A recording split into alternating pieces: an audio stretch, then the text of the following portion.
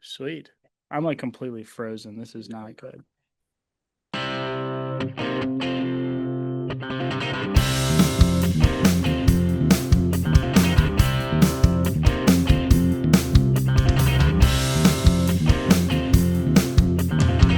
So back. What's up, everybody? Welcome to the So Back podcast. Let's see if the internet stays good this time. We got our first special guest to the show here. We got Xavier. Xavier, how you doing? Happy to be here. I'm Hap- blessed. Yeah, this will Blessed be as a good always. time. This will be a good Yeah. time. I'm excited. Should be fun. We got a special show ahead here, as we always do. Start out with college football and then eventually go into the NFL. And then we'll go into the AE poll this week. It'll be the XAE poll. We're excited to do that. See how it goes there. And Zay. So we're yeah, calling it the Zay the poll. the Zay poll Okay. or Eeks. Eeks could be cooler.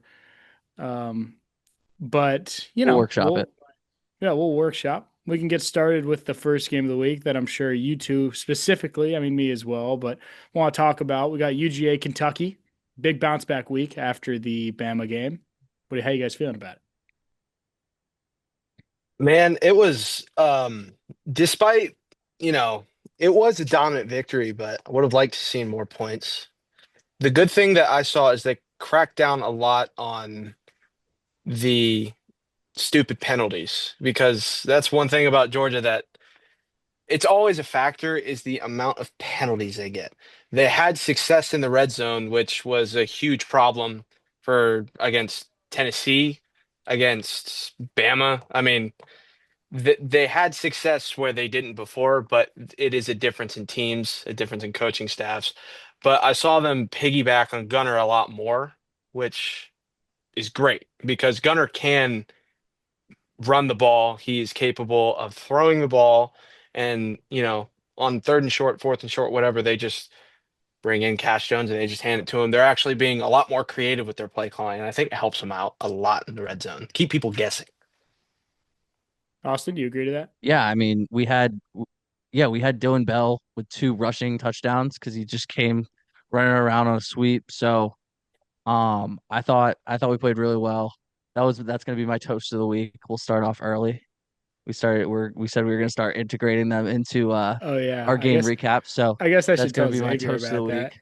Yeah, Xavier, we do one toast and one roast of the week in the video somewhere. The toast is like you toast someone who did something well, and a roast is like you say like this is terrible. So awesome. If anything, the toast is Mike Bobo. He did much better this week than he did against Bama.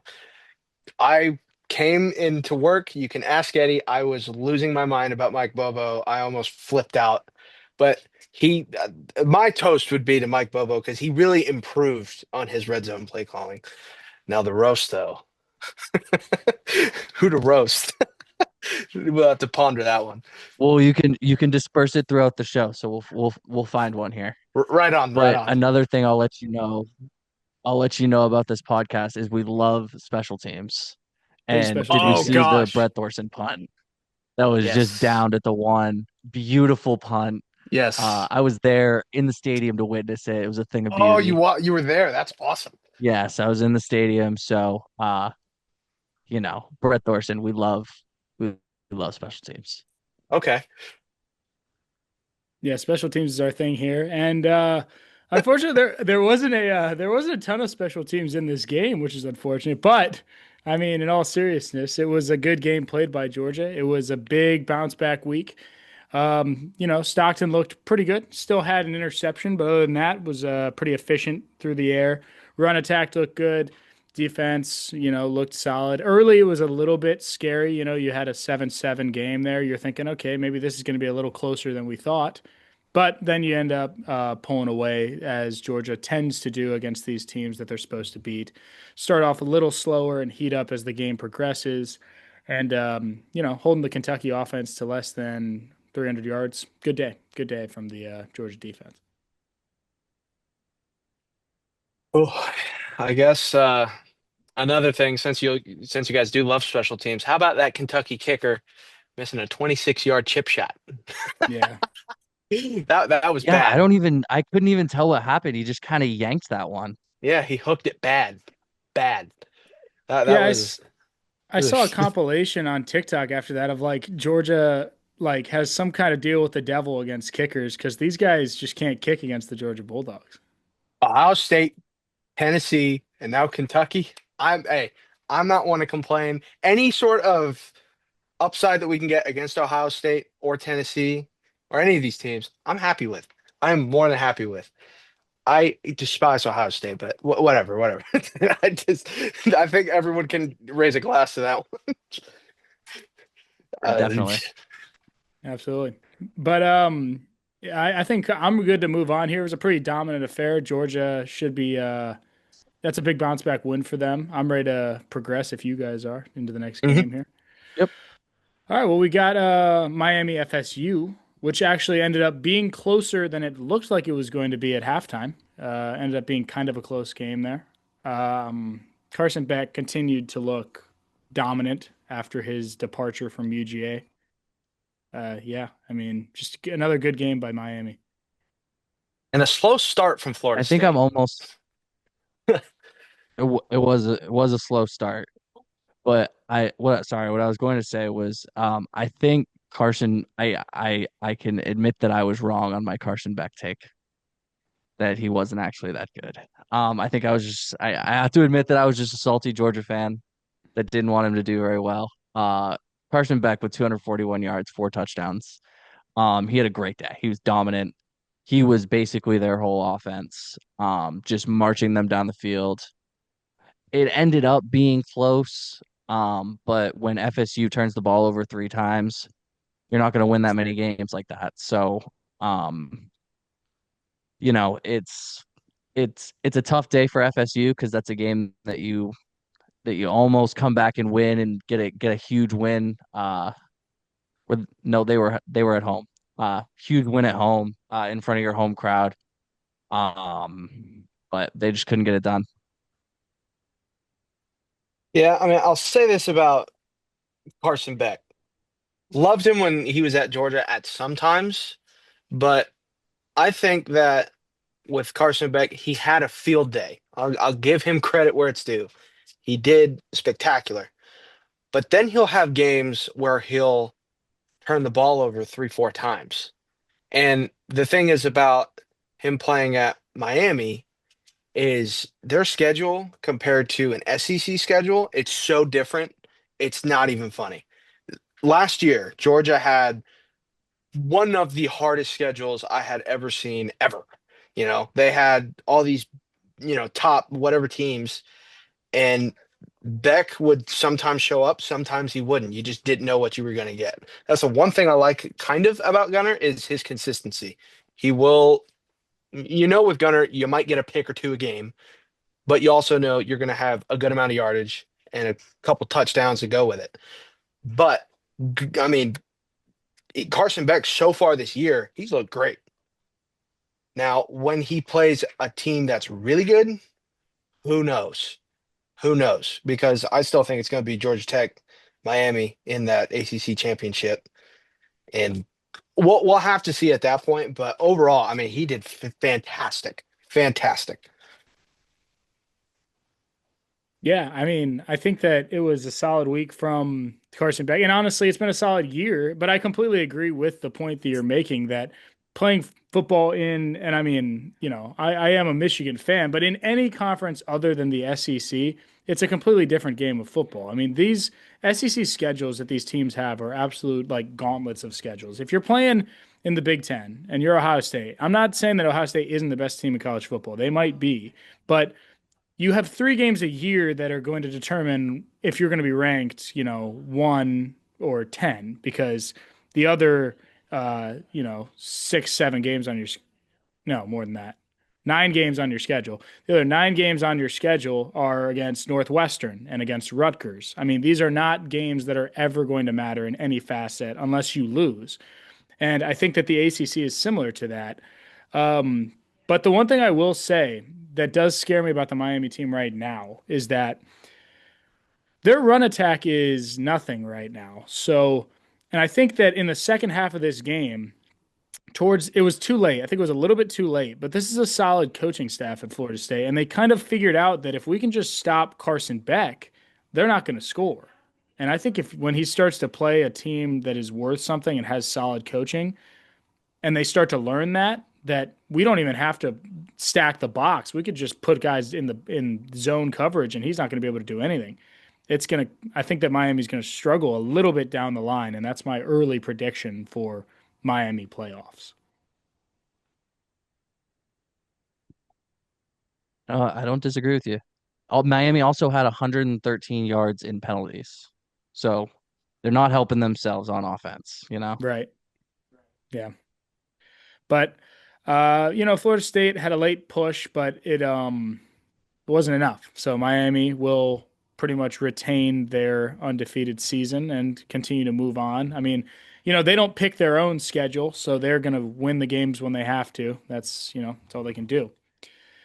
Next, we got A&M Mississippi State, a game I thought would be pretty close. Didn't end up being very close at all. A&M continues to prove that they're a powerhouse in the SEC, in my personal opinion. Yeah, what do you guys got for me? Sleeper team. Sleeper team. I don't think anyone saw A&M being anything at the beginning of this year. Everyone was talking about the same teams that they were last year. Texas, Bama a little bit, Georgia. They were talking about all those teams, but everyone neglected A&M. A&M's a good ball team. They got a great coaching staff.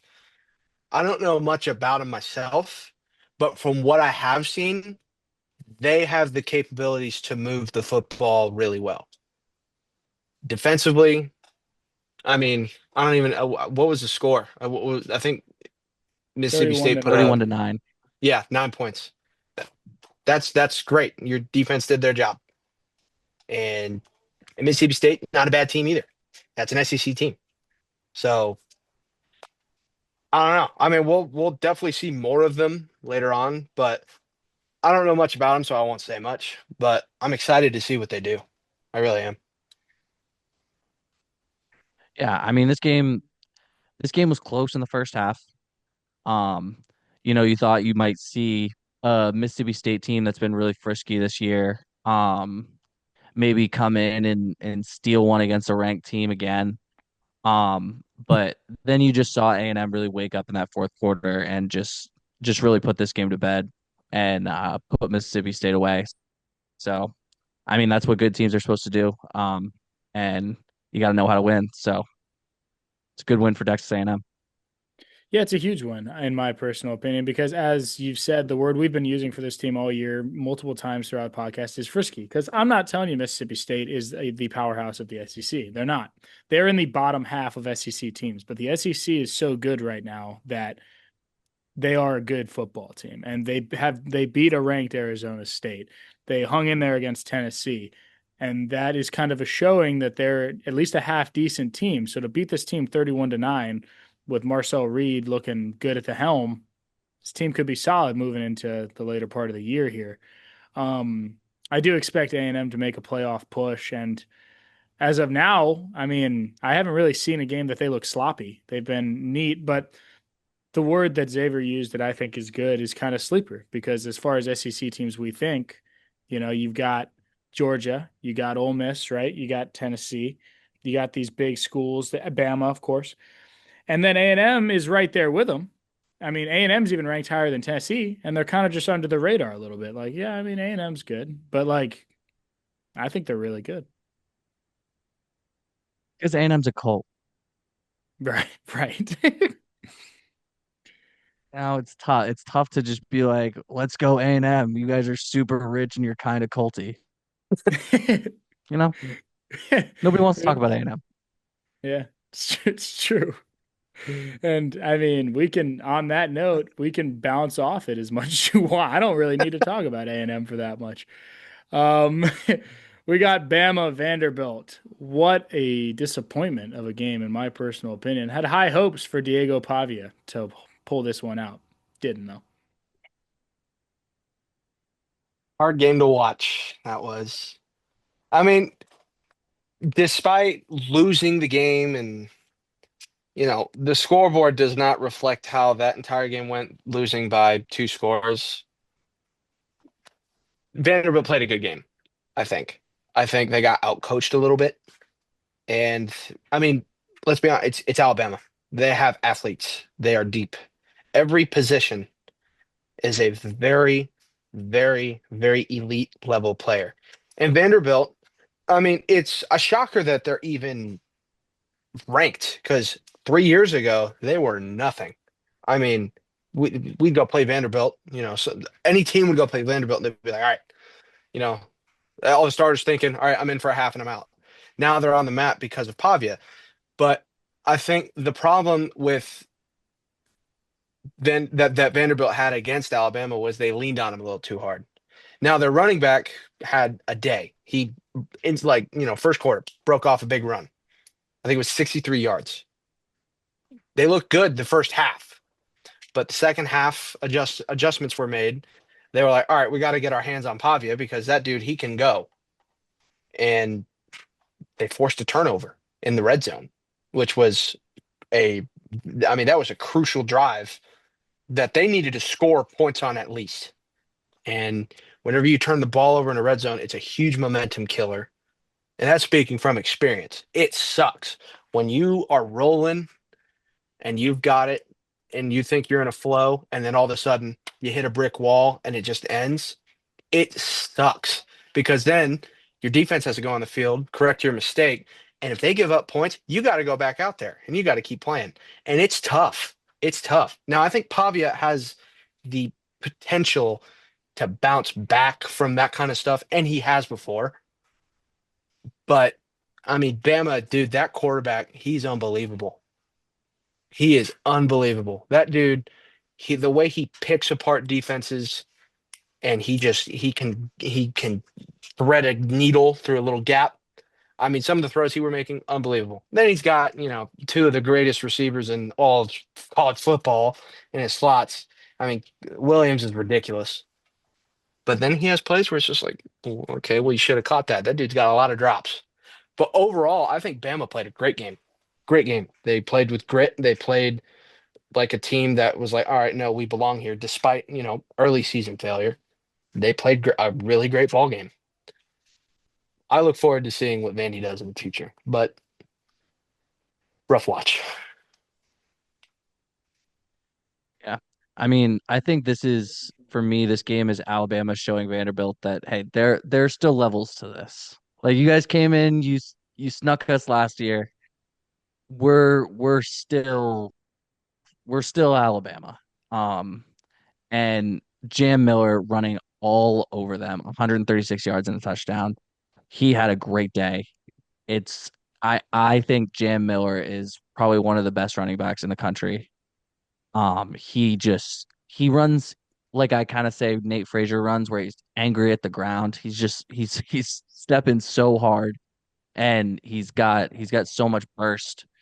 But like you said, this Vandy offense just had no answer in the second half. There was just after Alabama was able to adjust at halftime, there was just nothing that Vanderbilt could really do to cope.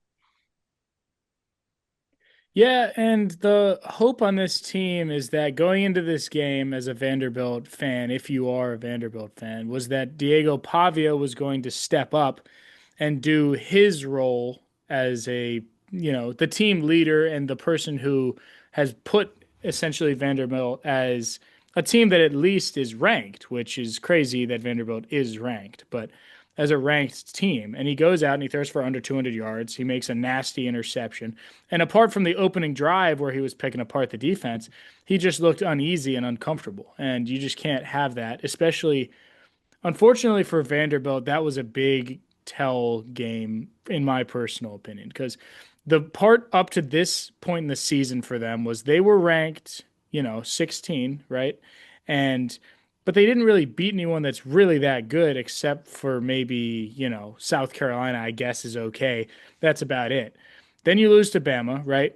Now you got LSU, then you got Missouri, then you got Texas, then you got Auburn, then you got Kentucky, which is your easiest game, and then you got Tennessee. I mean, you're going to win maybe, I mean, If you win all of them, yeah, you'll be considered good, but you're not winning all of those.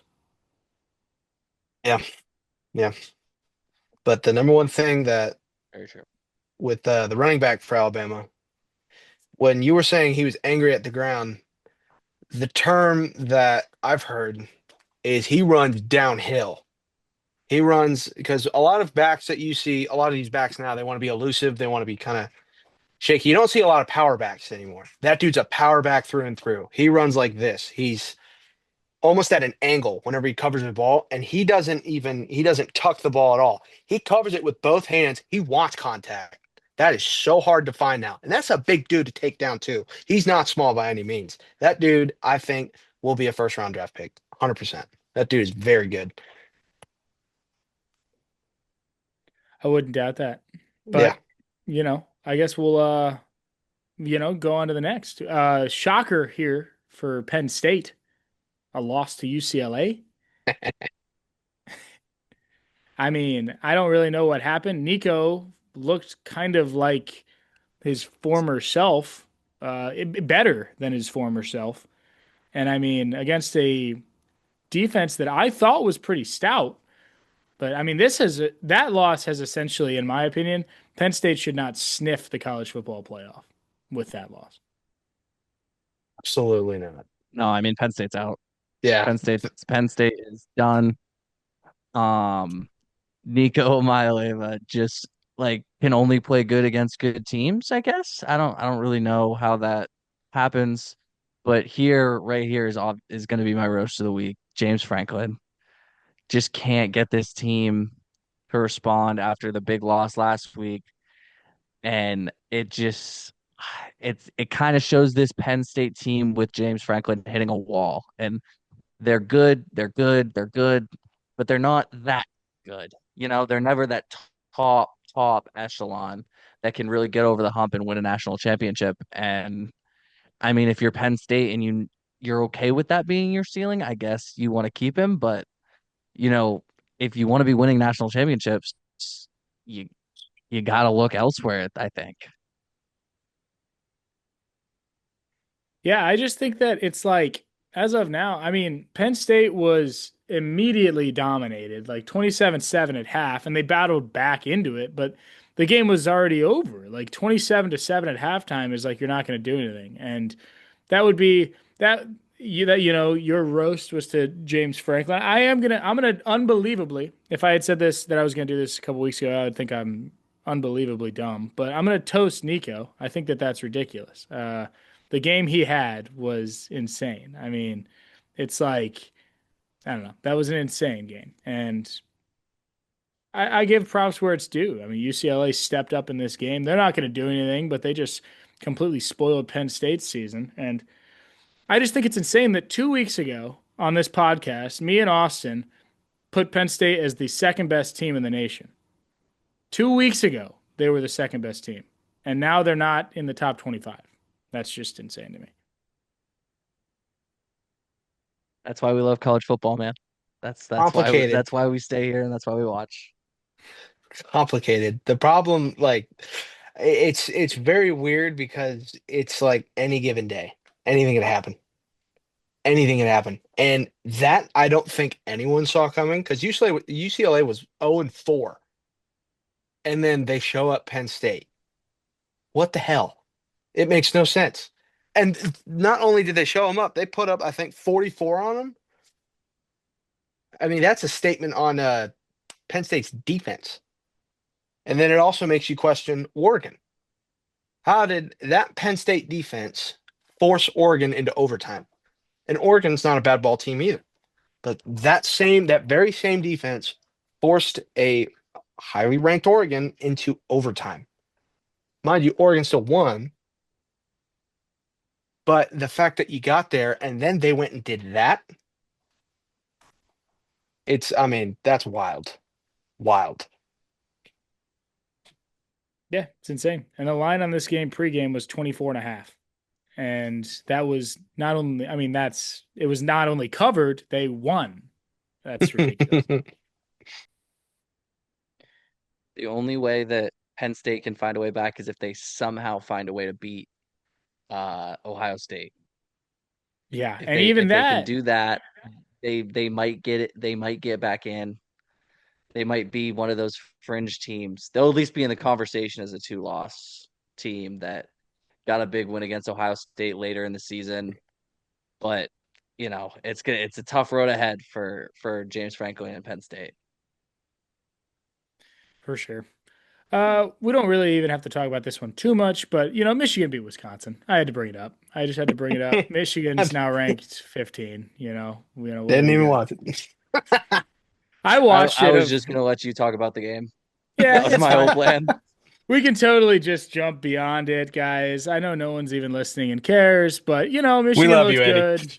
Michigan looked good. Run game looked good. It's textbook stuff out of the Wolverines. But they didn't cover the 16 and a half. So thanks for that, Michigan. Do Cost they me. do they have a pretty easy rest of their schedule besides Ohio It's State, obviously? Yeah, fairly. I mean, I think they play Oregon. Let's check. Actually, no, no, no. Because They I don't play. mean, No, they don't play Oregon. That's right. No, they play USC this week, and that's their toughest one essentially till they go into Ohio State. Wow.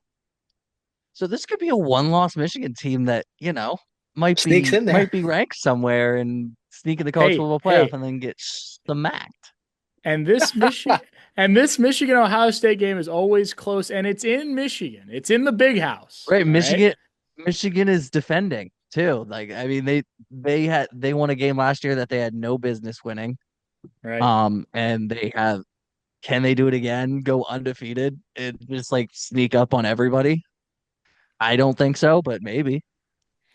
Hey, a one-loss team that'd be a solid squad, but I highly doubt it. This week will be a big one versus USC. That'll be a big game, I think, because that pretty much determines whether this team can even be a playoff team. If they are a playoff team, it's probably going to be a pretty quick exit, but you never know. You never know what can happen in this sport. I mean, we just had UCLA beat Penn State, so who knows? Anything's possible. Now we can, take a quick week at the look ahead here and go to the UGA versus Auburn game, which is spread on that is currently 3.5. Um, I would think Georgia covers that personally. That ain't gonna be close. Yeah. Um, I don't know. Maybe it's my extreme hatred for Auburn. I think we're just gonna shellac them. And Jackson Arnold, correct? See his name isn't even important to me. That's how not good I think he is. Auburn sucks. We're gonna beat them by a lot. Yeah, I'll put my prediction now. That's gonna be a three-score game by the time that's over. The only thing that does scare me a little bit is that it's in Auburn and that's a bit of a tough environment, but I still don't think it's going to be enough of a problem for the Bulldogs. No, absolutely not. We beat Tennessee when they were at home. That talk about a hard environment. That sucks. That sucks. Now, granted, it was by falling piano and an anvil coming out of the sky, but we did it. We did it. If all I'm They don't saying, ask how many, baby. That's exactly, it. exactly. All that matters is that they've beaten Tennessee at home. And in my opinion, dude, I don't know if you've ever been up there. I got buddies that go up there all the time. I got a couple friends. One of my very best friends, he goes to school up there. It is one of the most hostile environments for any school to play when they're on the road. That and Tuscaloosa. Tuscaloosa sucks. But if you can win there, I think you can win just about anywhere. If that is a major factor. Yeah, I think we're all in agreement there. Shouldn't be too big of an issue for UGA going into Auburn there. Bama, Missouri, Bama 2.5. It's in Missouri, but Missouri is not really too hard of an environment, so I don't really think that's going to play much of a factor. I got Bama. Got Bama to cover that. Yeah. Yeah. They I should. actually have Mizzou making this one a close one. Oh, all right. I think Mizzou is actually pretty good. They're building something with Brady Cook. I like their coach. Uh, I like them to keep it close. I don't know if they're necessarily going to win the game, but um, Bama after kind of like an emotional like they beat us last year. We really have to go beat them. We've talked a lot of trash. Now they're going to play Mizzou, which who nobody really cares about. at Mizzou. It's an away weekend for the fans. It's a little bit of a letdown spot. So, I'm going to keep an eye on it. Yeah, it could be a close one for sure, but we'll see. Now we have a big line on this Ohio State Illinois, which for good reason, because this is the same Illinois squad that lost by 40 something a couple weeks ago, 15 and a half in favor of Ohio State. Um, I don't think Ohio State covers that. I don't. I think that Ohio State hasn't really shown anything that makes me believe that they are that much better than anybody. I know they're ranked number one, and we can't take them off of number one because they haven't done anything wrong, but they haven't done anything that's really piqued my interest to show that this team can go back to back and win the national championship. Their schedule is not too tough, so we'll see. We'll see. I can tell you now, the problem, I can tell you right now what the problem is with Ohio State. They start slow. Their first half, they are always sucky. They always put up like every time I look, they're winning, but by about that much. And it's against bad teams too. Now, if you play a good team, a team that isn't what's it, Minnesota that they played last week, Hmm. Yeah. I mean, they're going to take advantage of that. And like a decent team, I think Michigan, they'll take advantage of that. When Whoa. I honestly think they could. Plus, I mean, we know the saying, Ryan Day can't be Michigan.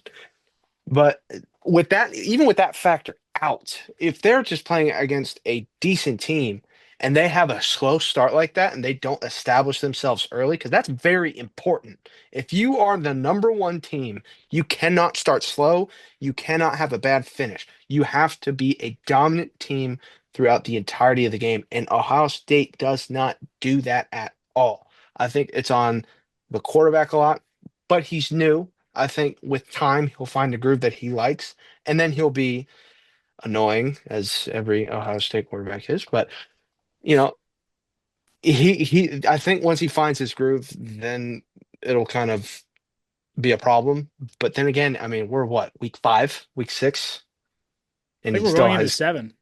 yeah. So I mean, that even solidifies my point even more. The fact that we're this deep into the season and he still hasn't found a groove to have a good start early, that's bad. And I'm just saying, a good team's going to take advantage of that. A very good team will. However, the question I have about this game is that I I'm got not Illinois to cover. certain. Yeah, I do too. But I'm not certain that Illinois is the good team that's going to take advantage of the slow start and beat Ohio State. I don't think it's them, but I think they hang in there, and I think they keep it to a 14, 13 point game. I don't know. We'll see. Indiana, Oregon, the Indiana team that did the butt whooping against Illinois, but Oregon's favored by 8.5. I like this one's actually kind of close. This is a tough one. I think Oregon covers. My chaos brain just really wants Indiana to really just screw all this stuff up and make it real messy up top. Um, so I'm cheering for Indiana. I think they are going to cover. I think they're a good football team. But Oregon is very good. But any given week on a Saturday, any given Saturday, it could happen. So let's go Indiana. Go Hoosiers. I mean, yeah, honestly, any given Saturday. Oh, I like chaos at the top. Anything that benefits UGA, moves them up. I'm happy. Last week was great. We saw two teams in the top 10 get squabbled, and we moved up. It was great. It was great. But, I mean, Oregon's offensive capabilities, I mean, we've seen them take off this year. We've seen them put up a lot of points this year. And as they do, Oregon always puts up a bunch of points. Against Penn State, they didn't. But that was a competitive scene. And I mean, I hope they lose. I really hope they lose. I hope they lose, and I hope it creates chaos at the top. So that way people are like, oh, where do we put them? Where do we put them? Make as much chaos as possible. And then we'll just be sitting pretty after, beating a sorry team, but anything's possible. Oregon's another team I don't know much about. I like Dan Lanning a lot. I expect them to be good, but I mean, we'll if Oregon does for some reason like lose this game and like especially like if they get like pummeled, if they lose by like 14 or 17 points, which won't happen, but if they did, it throws a wrench in completely everything, and it almost makes you like think like, is anyone in the Big Ten actually any good? Because right now the Big Ten has like a bunch of teams in the top 25 because like they're all playing each other, and it's like, oh well, obviously they're all good. They're the Big Ten. But if then Oregon loses, then who's to say that Indiana's even any good? Because Indiana hasn't played anyone but the Big Ten too.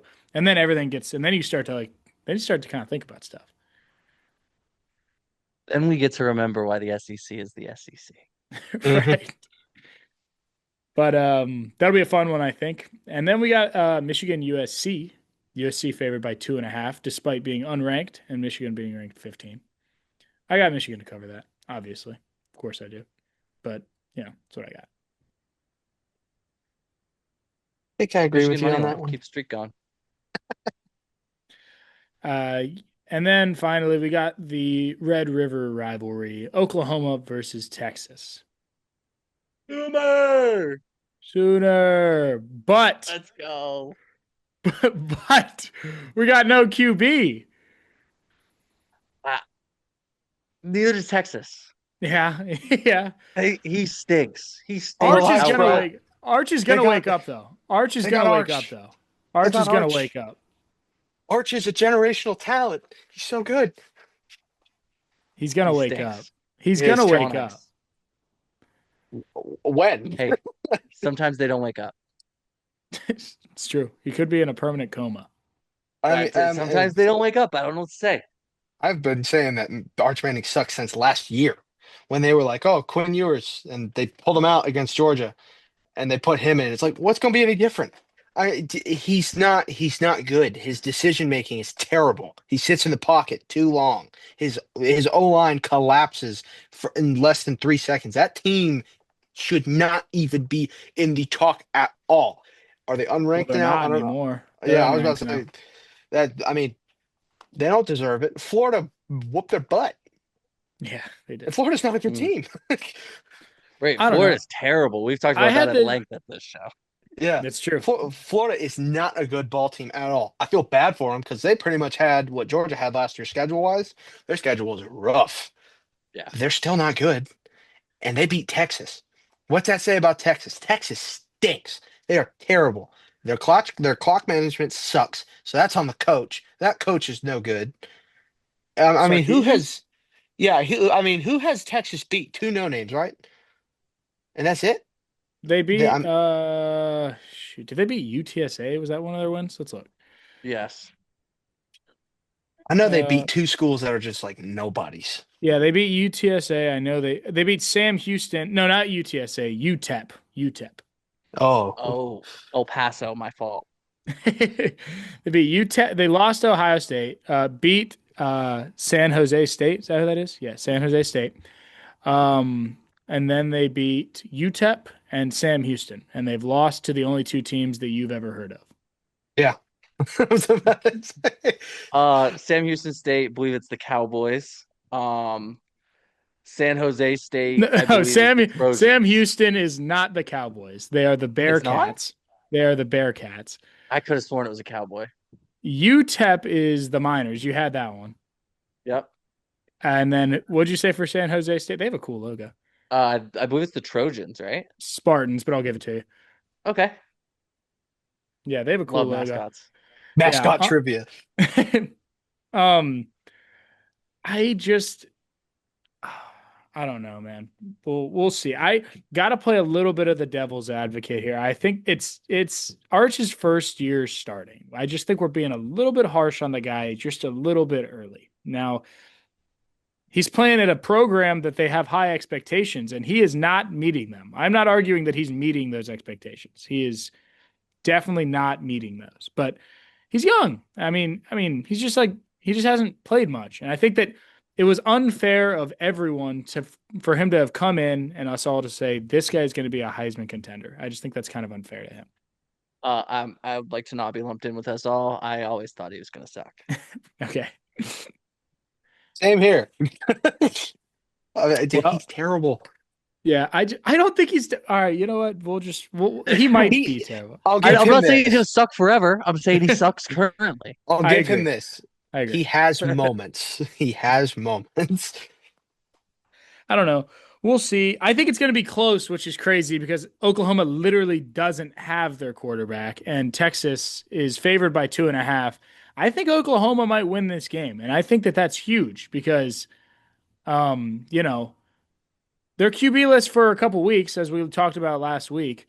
But if they can get but through this game, and then they've got a couple other toughies coming up, if they can win this one though, that's huge. I mean, you hold your rank at 6. It's big. It's big for them. Yeah, I'm excited for Oklahoma. I think that could be big. But now we can bounce into the professionals, the Professional Sports League, Oh, great. NFL. Falcons bye week, so no Ed Minute this week. You guys are thankful for that, I'm sure. You don't want to see if we won? Did we win the bye week? Did we tie the bye week? Did we lose the bye week? How did we do? We did okay. We did our job this bye week, you know. We All could right. we could flip a coin to see if we won it. All of Atlanta willed the Bills to lose their game, so I would say we won this bye week. All Yeah, right. that Okay. was yeah, you could see that coming. That loss. I mean, wasn't I wasn't seeing it coming really, to be honest. But after it happened, it does make sense. The Panthers, the Patriots are not that bad. No. They're just not that bad. It's a well-coached team. I mean, Mike Vrabel is a good head coach. You know, his teams are gonna be frisky. I mean, the Titans, that's just a poorly run organization. They stink. Yeah. The the Patriots was the job that he really wanted. He wanted to go back to New England and coach this team. And even though they don't have all the pieces together at the moment, they're still going to be a tough out. And I think this is a very, I don't want to say predictable, but it's a game like this was bound to happen for this Bills team. And Stephon Diggs wins his revenge game. Uh, James Cook can't run at all day. Um, Josh Allen was their leading rusher. Just a tough day for the Bills. But I'm not exactly worried about it. I just want to If put you on the look, record, Austin only knows that James Cook had a bad day because he's on his fantasy team and he put up about 4 points. oh, It's not untrue. that is rough.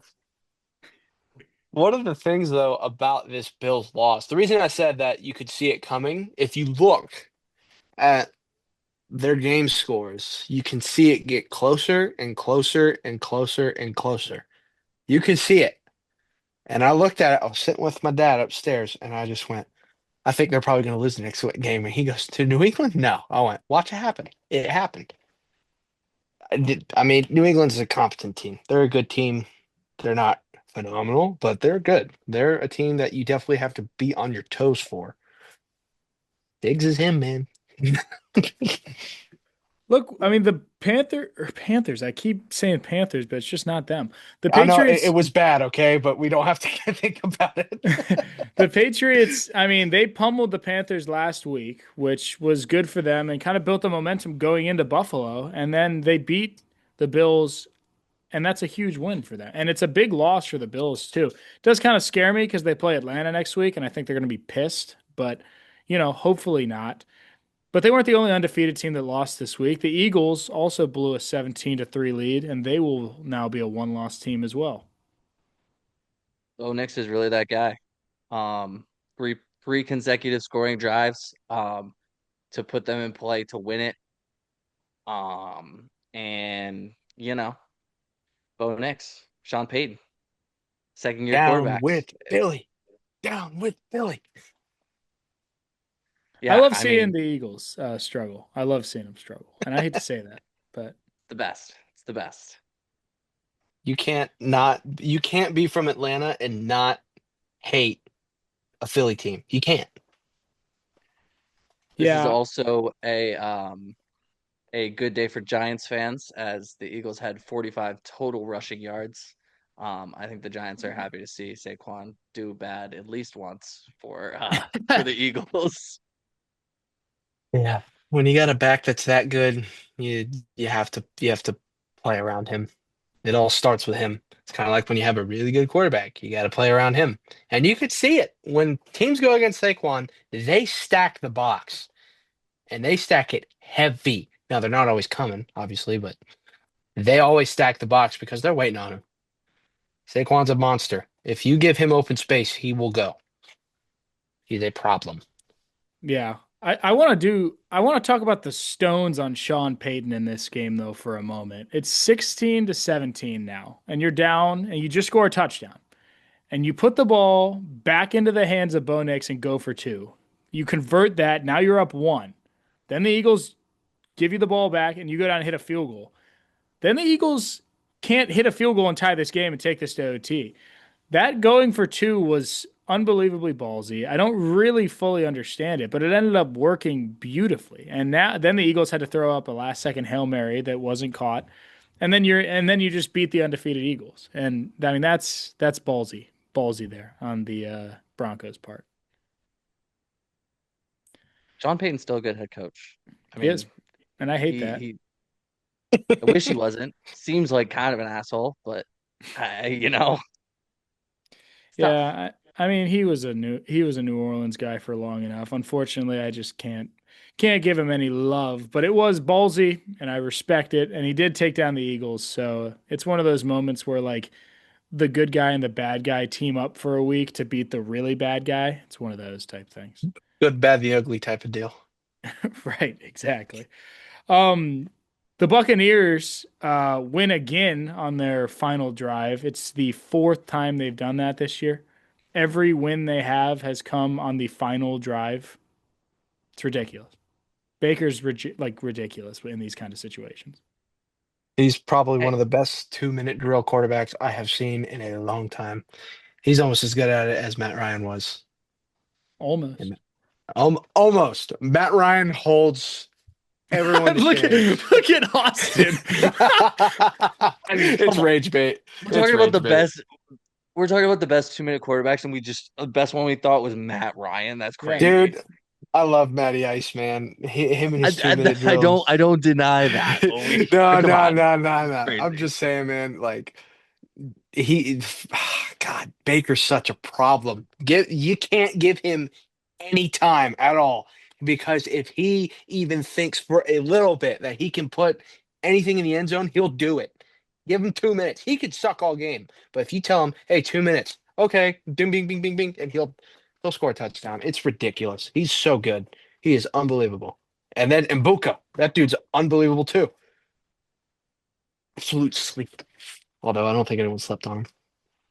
Yeah, I mean this Bucks team just knows how to win football games. And that's kind of a characteristic that you need late in late in games, and late in the season, to be able to have gone through these battles and know what you got to do to win these close games. But this really was a quarterback battle. Sam Darnold with 341 yards and four touchdowns. Uh, Baker with 379 and two touchdowns. Um, both quarterbacks balled out, but Sam Darnold became Sam Darnold again and threw a late pick, to let him set up the game-winning field goal. So this is another case of there's still levels to this, and Sam Darnold is not quite on that level yet.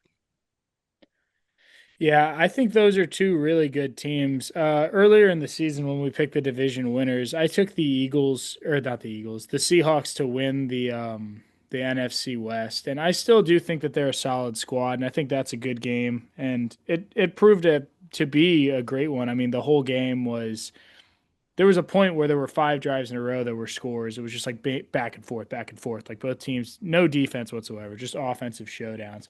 But I'm just not really sure yet. Like, obviously, they know how to do it in these type of situations, but are are the Bucks a team that's built for these type games, or is this a team that's just getting lucky and winning these close games? No, I mean, you see the Chiefs, how the Chiefs have been for the last however many years. They're a lot of last season, they were winning these really tight games that probably we thought in years past wouldn't have been tight games with the Chiefs, but they're winning these close games, and that is a skill that you need, and um it helps at the end of the season. Yeah, I just don't know if that's is that I just is that sustainable? You know, if you go into the playoffs, is that a sustainable thing? We're gonna find out. Yeah, I guess we will. That's why they play the football games. That's true. That's why they play these. That's why they do this thing. Exactly. Um, I mean, I have. Did you guys watch the Titans game? I saw the end. Dude, oh my gosh. I mean, the Titans played okay. They came back and won despite being down 21-6 at halftime, but the Titans didn't really win, man.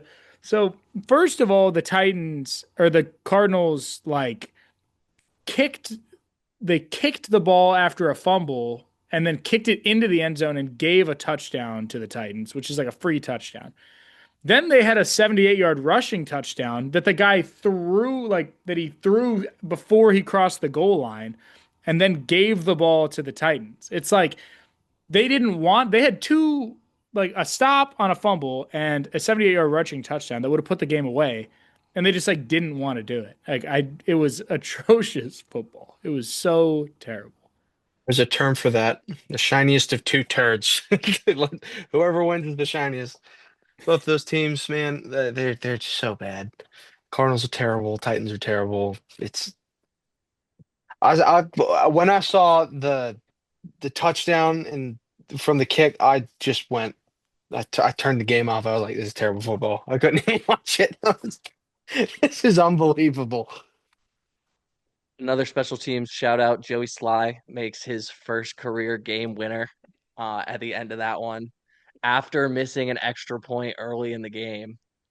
Um, he's not a very good kicker, but he made the game winner today, so that's good for him, I guess. Dude, he almost missed it though. It like went over the He right tried to. upright. He tried to miss it. It was about 28 yards, but he tried to miss it. Yeah, he almost got haunted by the Saddam Hussein music on TikTok. I mean, then oh no, the Titans are now 0 and 5 instead of 1 and 4. Jeez, there go their playoff hopes. Yeah. Darn. Hey, Cam Ward could Um, really turn it on. it's true. Did you see the interview where he was like, "I'm gonna keep it a buck right now, man. We ass." Dude, that was so funny. We ass. We playing like ass. I don't know what to tell you. You guys watch the games too. We're bad. Like I don't know what else to tell you guys. That's how you know that he doesn't care. He's just like, yeah, it is what it is.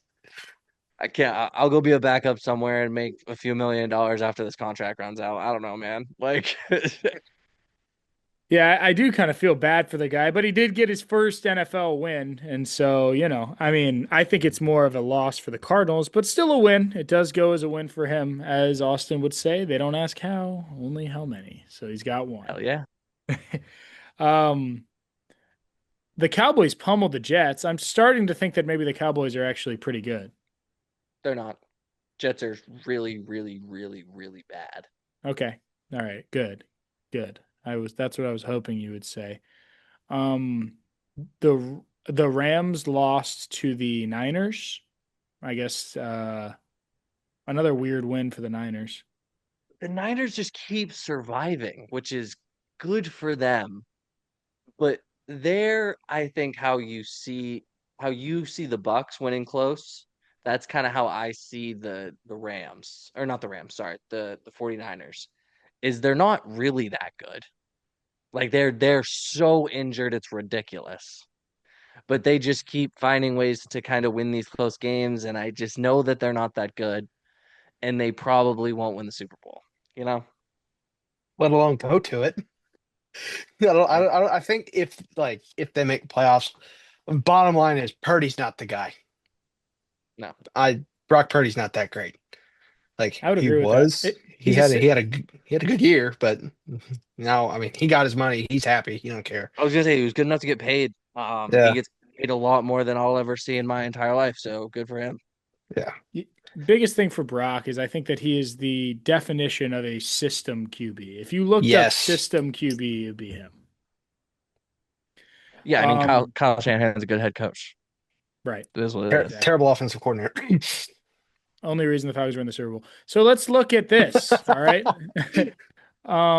We got another weird week here. Who's the MVP pick? I know we did this a couple weeks ago. Baker continues his MVP push despite being a heavy underdog to start the season. Josh Allen looking strong as per usual. What do we think? Uh, I have Josh Allen. I think he's still the MVP. A loss like this is to a very frisky Mike Bravel team. It was bound to happen, but you know, he was the runner, he was the passer, and only came up 3 points short of this team. And it's not Josh Allen's fault that they lost. So I think it's Josh Allen. You could definitely make an argument for either because I know that they are on two very different teams, and I mean they have the same record, but to be honest, when I think of clutch, because clutch ability is something that is very important in a quarterback. You need someone who, if you're down a couple points, this is back to the point I made earlier about Baker. There's no one more clutch, I think, in the NFL as a quarterback right now than Baker. Josh Allen, I haven't really seen him in those super duper clutch moments, but we've seen Baker do it again and again and again. So right now, I definitely think we need to see more. But right now, for me, it's Baker. 100% it's Baker. The thing about that I will say, and this I do like Baker. I like Baker a lot. I like Josh too. I think that these are both fun quarterbacks to watch, and I like watching both of them. But and clutch ability is important, but I think part of the reason that you haven't seen Josh Allen this year, at least in the clutch moments, is because he hasn't put himself in positions where he needs to make those. He's That is true. like essentially solidified himself in like he's up three scores with 10 minutes left. Like he's like, I don't really have to do anything crazy. I've already thrown for 4 touchdowns today. I don't know. Clutch factor as of now definitely goes to Baker winning these close games and leading 2 minute drill drives. I mean, 4 game winning drives in 5 weeks of football is ridiculous. But, you know, we'll see. I think that those are both definitely 1 and 2 in the MVP candidates right now. Emeka Egbuka is still definitely going to be rookie of the year unless something changes. Yeah. Offensive rookie of the year. For But sure. yeah. So I guess that's what we got for the recap. You guys ready for the top 10 here? Little rankings action for the college football. Oh, let's do it. This is my favorite. We're gonna look really dumb. Axe was right there for us, and we didn't think of Oh, that off the top. yeah, the axe rankings. It's gonna be the Axe pull. Not our best look there. No, no. Aches is terrible when I think about it, and Zay is even worse. So let's definitely go with axe. We got the axe Great. pull here. All right, so uh, I guess we could just go down the line as we've done the past couple weeks. Number one, no problem here, I would think, right, guys? Ohio State, Ohio State. Yeah, has to be Ohio State there. Haven't seen anything to change that. Number two, Oregon. Oregon. I would have thought Miami for a little bit, but yeah, Oregon. All right, he's gonna slip Oregon up into two. All right, and then yeah, we got I would put Miami at three. I mean, they haven't done Okay. anything to not deserve Yeah. that. Yeah. They're at least top three. Yeah, and then four would I'm gonna agree with the AP poll here. Go Ole Miss at four. Kind of want to Uh, put Texas A&M there. yeah, I He don't wants like that. A&M. I don't He like wants that either. A&M. All right. I mean, you guys have majority. You know, I'm only one vote here. We can go A&M at four. I'm okay with that. The thing is with Ole Miss, I need to see more out of them. They're still kind of unknown to me. They beat LSU, but that's really it. Yeah, true. Fair. Fair point. A&M has proved themselves so far this year as Yes. a solid squad. I'm okay to put A&M at 4. And then I would put Ole Miss at 5, but I know. Yeah. Or do we want? I mean, if you guys are willing to, do it, you could always throw Oklahoma at 5, slip Ole Miss No. down to 6. Without No. their quarterback, it's tough. Yeah. But what if they go in and beat Texas? What if they go in and they beat Texas? Oh, If they if if they they go in and do, beat then roll Texas, out. then they're moving. They're Yeah, moving roll up. roll out the red carpet, dude. If they roll out and beat Texas, then sure, absolutely. All right, Even though I that's don't fine. think Texas is very good. All right, sounds good to me. Ole Miss at 5, then Oklahoma at 6. Yep. All right. Uh, I'm gonna throw Bama at 7. Yeah, I was about to I say was thinking Bama. the same thing. Yeah, I'm gonna go Bama at 7. Um, I know Indiana is technically at 7, but I don't even know if I want Indiana at 8. I might want Texas Tech at 8. They look good. I might.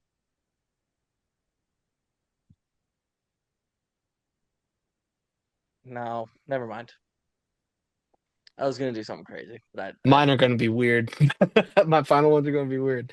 So we're on what, 7 right now or 8? We're on 8. 7 Okay, is Bama. seven's Bama.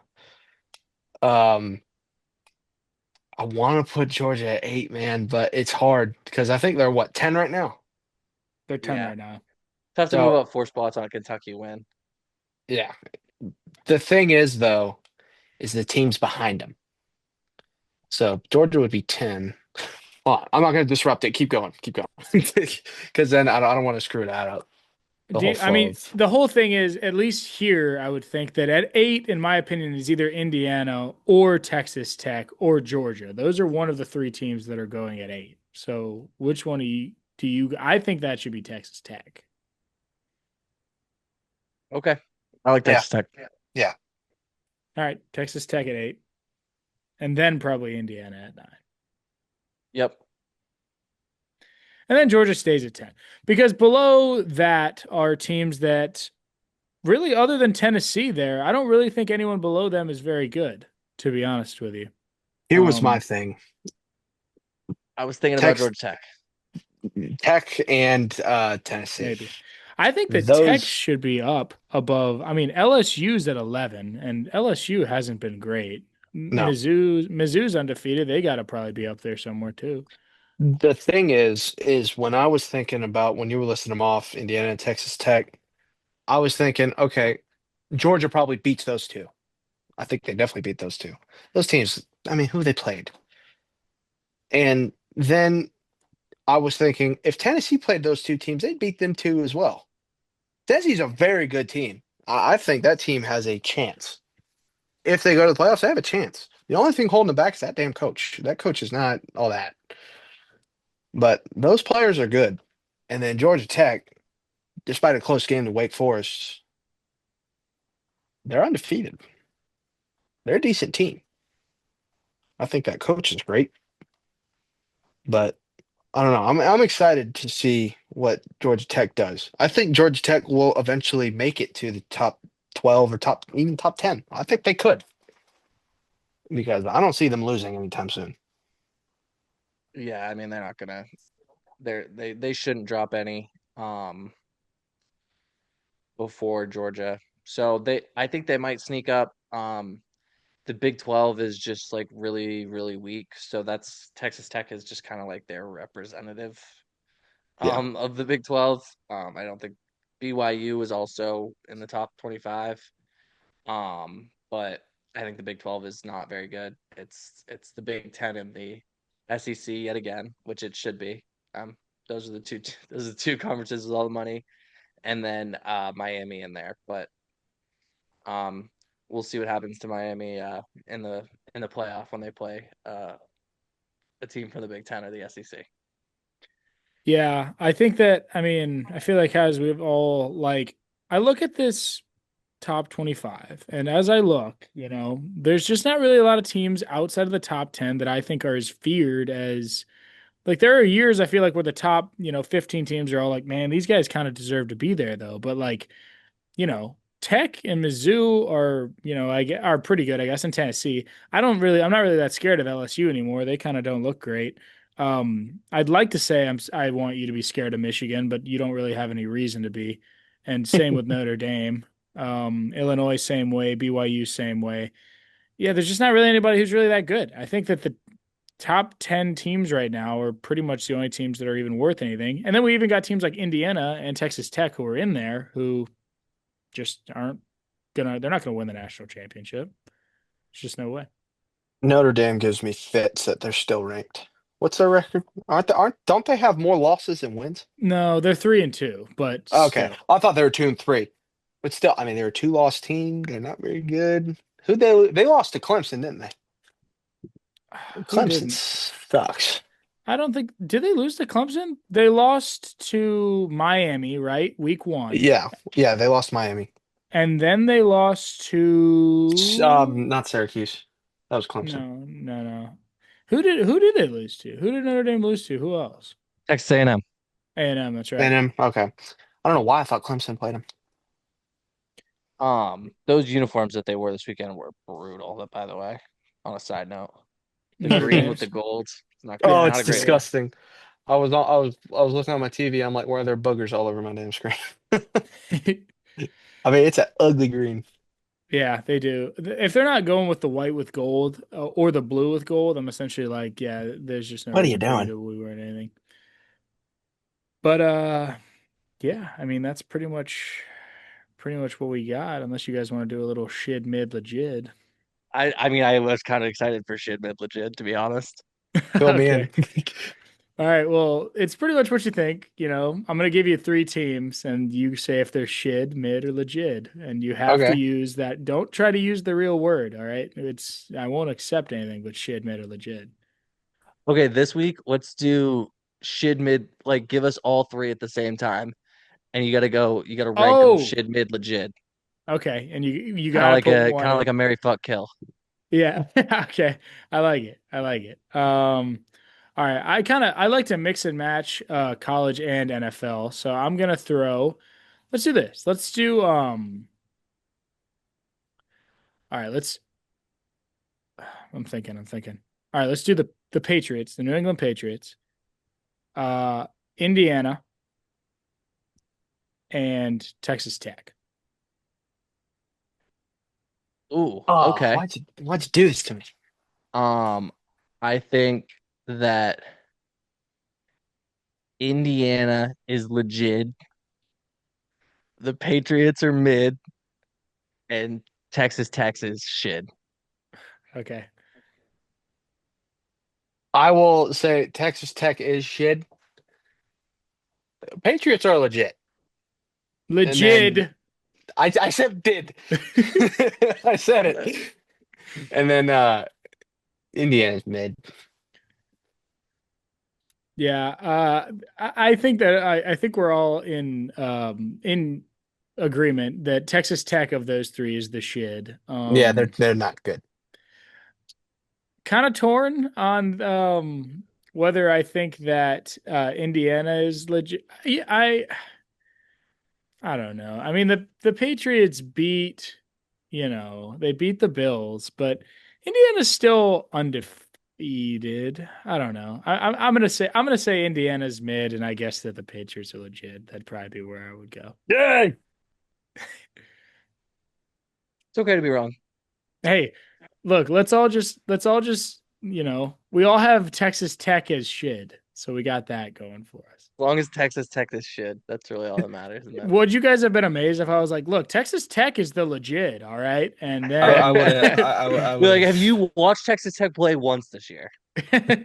No. And dude, I this know the answer is no. dude, this last Saturday I had a parlay and I had Rice in my parlay. I have Oh, never put that game on, and I never will bet on Rice again. Terrible bet on my part. yeah, But it's bad. that's all we got for you this week, guys. We had Xavier, our first guest. Woo! Yeah, guess. That was good stuff. Thank you guys for watching, and we will see you guys next week. Later.